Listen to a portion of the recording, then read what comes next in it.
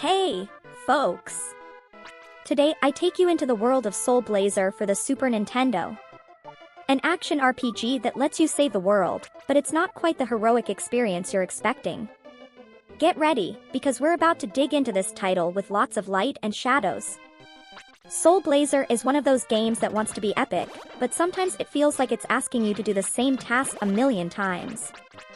Imagine you're a young warrior, sent by some higher deity to save the souls of the inhabitants of a kingdom destroyed by an evil emperor. Sounds cool, right? Yeah, until you realize you'll be spending most of your time going back and forth in dungeons that look like they're straight out of the photocopy shop.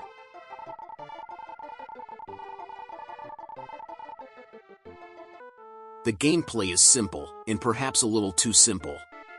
It's an action RPG where you repeatedly press a button to attack and, surprise surprise, you keep pressing the same button until everything that moves around you ceases to exist. There are no combos, there are no particular strategies, it's just constant hacking and slashing. And boy, after a while, it gets tiring. The dungeons are organized into rooms full of enemies. Defeat enemies, freeing the trapped soul of a kingdom inhabitant. It's a loop.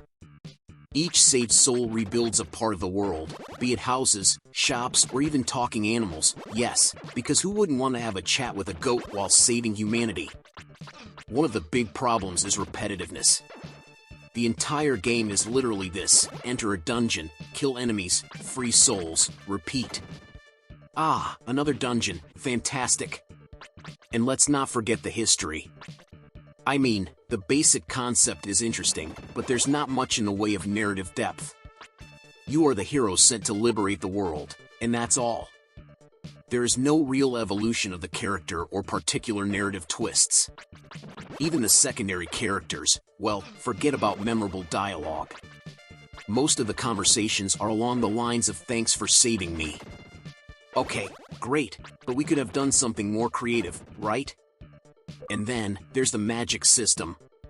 In theory, it should be a powerful tool, but most of the spells are meh.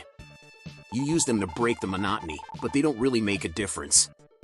It's like saying, hey, look, I can shoot fireballs now. But who cares when a sword is more effective 90% of the time?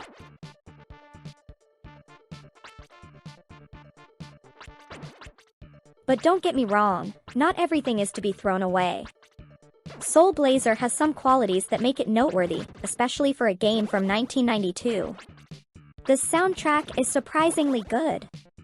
The music has that epic, adventurous tone that makes you feel like you're doing something really important, even if you're just slaughtering repetitive monsters.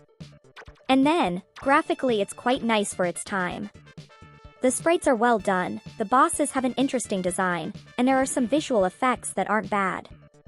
Sure, we're not talking about Final Fantasy or Secret of Mana, but it gets the job done. There's also a certain sense of satisfaction in rebuilding cities and seeing the world come to life. You feel like you're actually fixing something, which is nice. But again, after a while, even that loses its charm. Oh, I freed another goat. Now I can talk to her. Wow. So guys, if you're looking for a game that's a little old school and you don't mind repeating the same actions for hours on end, Soul Blazer might be the game for you.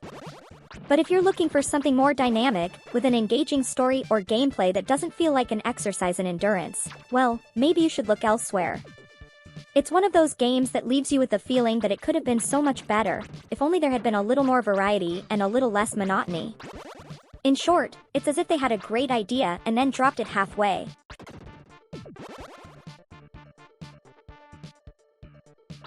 So yes, Soul Blazer is a strange mix of good intentions and perpetual boredom.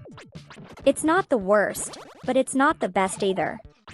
Let me know in the comments if you've played it and what you think. And don't forget to subscribe and leave a nice like. See you next time, warriors!